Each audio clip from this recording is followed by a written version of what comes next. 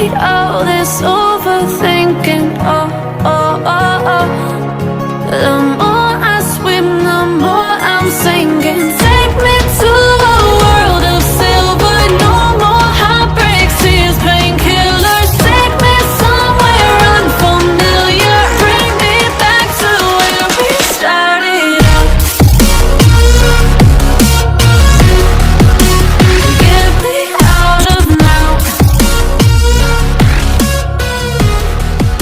To where we started.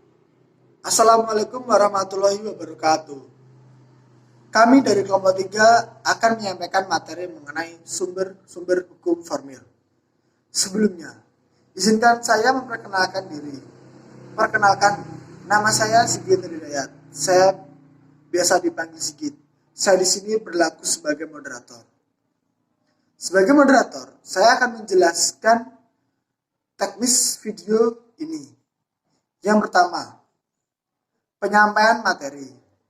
Yang kedua, sesi tanya jawab yang akan dilaksanakan pada presentasi kami melalui Google Meet. Yang ketiga, penyanggahan juga akan dilaksanakan saat presentasi pada Google Meet. Langsung saja, tanpa mengulur-ulur waktu, kita masuk kepada sesi yang pertama, yaitu penyampaian materi berhukum formil. Sumber hukum formil merupakan sumber yang diakui suatu sistem hukum secara langsung, biasanya langsung menciptakan hukum. Di Indonesia sendiri, sumber hukum formil yang berlaku dalam tatanan hukum Indonesia ada 5. Yang pertama, peraturan perundang-undangan. Yang kedua, kebiasaan. Yang ketiga ada jurisprudensi. Yang keempat ada traktat. Dan yang kelima ada doktrin. Langsung saja kita masuk ke peraturan perundang-undangan. Warahmatullahi wabarakatuh. Di sini saya Gunawan Saputra akan menjelaskan tentang peraturan perundang-undangan. Peraturan perundang-undangan. Peraturan hukum tertulis yang dibuat secara sengaja oleh badan yang berwenang. Peraturan tertulis yang memuat norma hukum yang mengikat secara umum dan dibentuk atau ditetapkan oleh lembaga negara atau pejabat yang berwenang melalui prosedur yang ditetapkan dalam peraturan perundang-undangan pasal 1 angka 2 Undang-Undang Nomor 12 tahun 2011. Menurut BUYS, undang-undang dalam arti material adalah semua aturan hukum yang mengikat orang secara umum. Inilah yang disebut peraturan perundang-undangan. Undang-undang dalam arti formil adalah aturan yang disebut undang-undang karena cara terbentuknya atau memenuhi prosedur formal untuk disebut sebagai undang-undang. Ciri-ciri peraturan perundang-undangan: 1. Bersifat umum dan komprehensif. 2. Universal. 3. Mempunyai sistem untuk mengoreksi sendiri. Perundang-undangan juga sangat mungkin terpengaruh oleh unsur-unsur sosial. Kelebihan peraturan perundang-undangan menurut Algrad dan Duyendik 1981-29. 1. Tingkat kredibilitas yang besar prospektif. 2. Lebih menjamin kepastian. Kelemahannya lebih kaku, seakan-akan mengabaikan perbedaan dalam masyarakat. Pembukaan peraturan perundang-undangan di Indonesia. 1. Peraturan perundangan dibentuk melalui prosedur tertentu yang telah ditetapkan. 2. Peraturan yang mengatur membentuk peraturan perundangan termasuk dalam secondary rules saat ini adalah Undang-Undang Nomor 12 tahun 2011. Mungkin itu yang bisa saya sampaikan, kurang lebihnya mohon maaf. Wassalamualaikum warahmatullahi wabarakatuh.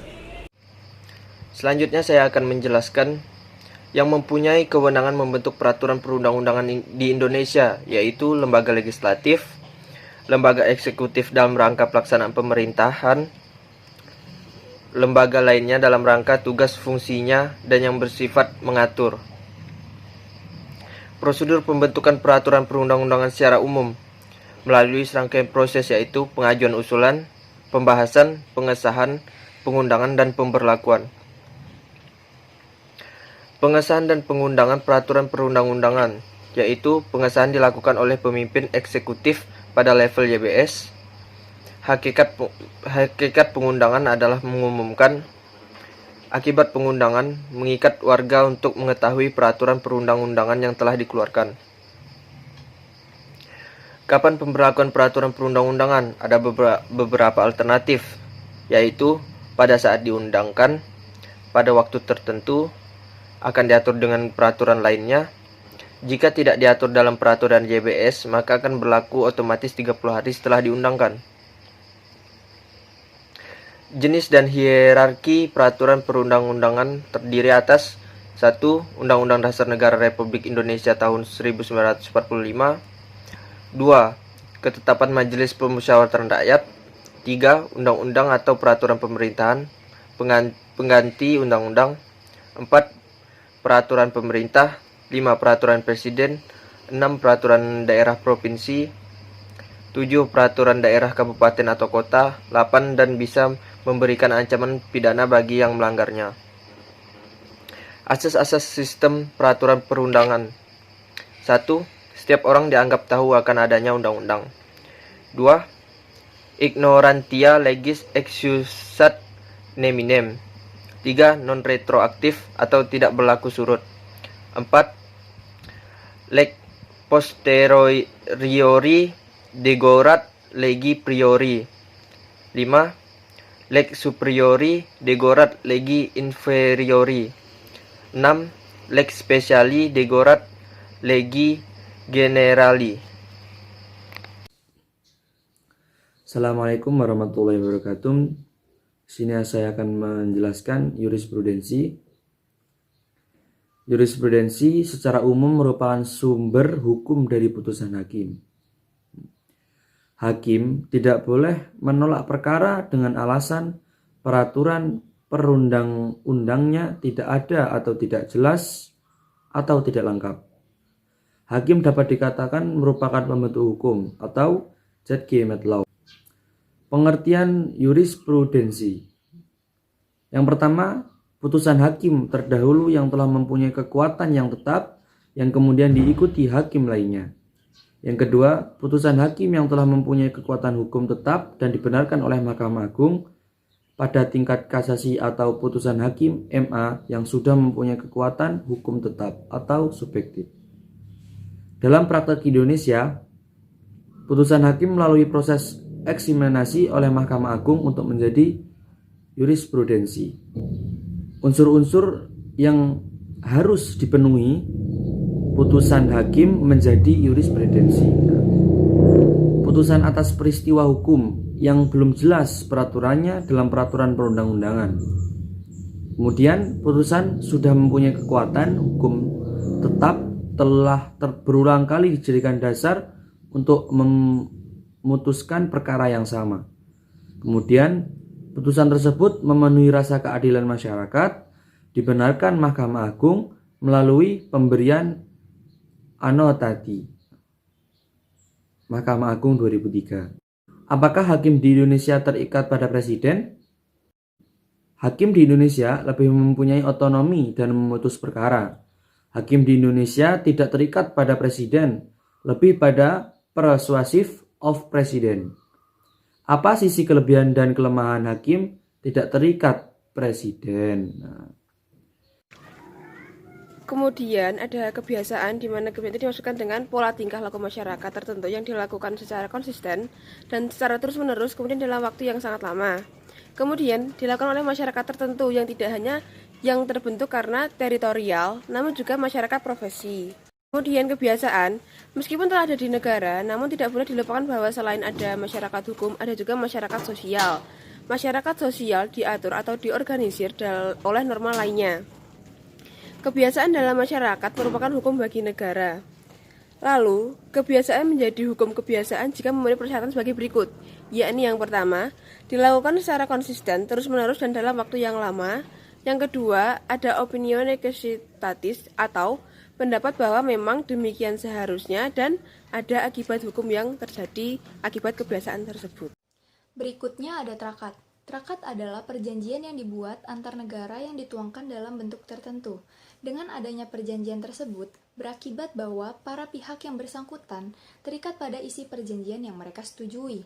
Hal ini diatur dalam pasal 11 Undang-Undang 1945. Berdasarkan negara yang melakukan trakat tersebut terdiri dari: yang pertama, ada trakat bilateral, adalah perjanjian yang diadakan oleh dua negara untuk mengatur kepentingan kedua belah pihak. Trakat ini umumnya bersifat tertutup karena hanya melibatkan dua negara yang berkepentingan saja.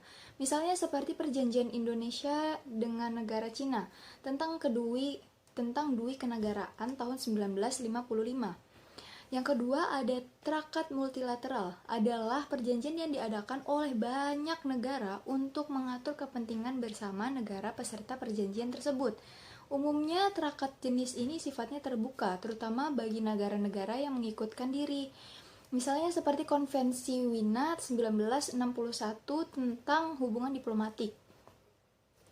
Dan yang ketiga, ada trakat kolektif, adalah perjanjian yang dilakukan oleh beberapa negara atau multilateral yang kemudian terbuka untuk negara lain yang terikat pada perjanjian tersebut. Misalnya seperti perjanjian PBB di mana negara lain terbuka untuk ikut menjadi anggota PBB yang terikat pada perjanjian yang ditetapkan oleh PBB. Perjanjian internasional baru mengikat atau berlaku dalam suatu negara setelah diratifikasi oleh kepala negara. Selanjutnya akan diundangkan dalam lembaran negara. Diundangkan dalam lembaran negara bukan sebagai syarat berlakunya trakat, melainkan bersifat formalitas supaya rakyat mengetahuinya. Dan ada dasar hukum mengikatnya trakat. Ada beberapa teori, yaitu pertama ada teori kehendak. Teori ini berdasarkan kekuatan mengikatnya perjanjian internasional adalah kehendak negara itu sendiri. Artinya negaralah yang merupakan segala sumber hukum. Dan yang kedua, ada teori hukum alam. Teori yang dikemukakan oleh Thomas Aquinas mempunyai pengaruh yang besar atas hukum internasional. Hukum alam diartikan sebagai hukum yang ideal yang didasarkan pada hakikat manusia yang harus taat pada hukum. Dan yang ketiga, ada Pancas sunt servanda Hans Kelsen. Bapak mazhab Wiyana berpendapat bahwa asas Pancas sunt servanda merupakan kaidah dasar hukum internasional. Menurut mazhab Wiyana, bahwa kekuatan mengikat hukum internasional didasarkan pada kaidah hukum yang lebih tinggi. Yang keempat, ada mazhab Prancis. Mazhab ini mendasarkan kekuatan berlakunya hukum internasional adalah faktor-faktor biologis, sosiologis, dan sejarah kehidupan manusia yang mereka namakan faits sosial atau fakta-fakta kemasyarakatan. Yang terakhir adalah doktrin. Doktrin merupakan pernyataan atau pendapat para ahli hukum. Dalam kenyataannya, pendapat para ahli banyak diikuti orang dan menjadi dasar atau bahkan pertimbangan dalam penetapan hukum, baik oleh para hakim ketika akan memutuskan suatu perkara maupun oleh para pembentuk undang-undang. Sebagai sumber hukum formil, doktrin nampak dengan jelas pada hukum internasional. Karena secara tegas dinyatakan bahwa doktrin atau pendapat sarjana hukum terkemuka adalah sebagai salah satu sumber hukum formil. Yang termasuk sumber hukum formil, hukum internasional adalah: yang pertama, perjanjian internasional; kedua, kebiasaan internasional; ketiga, asas-asas hukum yang dilalui oleh bangsa-bangsa yang beradab; keempat, keputusan hakim; dan kelima, pendapat sarjana hukum terbuka. Sekian, terima kasih. Demikian penyampaian materi dari kelompok kami. Jika teman-teman mau bertanya maupun mau menyanggah penyampaian materi dari kami, bisa kita lakukan nanti saat presentasi melalui Google Meet. Dan bila ada kata-kata yang kurang berkenan dari kelompok kami di hati teman-teman semua dan Ibu dosen, saya sebagai moderator mengucapkan mohon maaf yang sebesar-besarnya. Dan saya ucapkan juga terima kasih atas waktunya. Wassalamualaikum warahmatullahi wabarakatuh.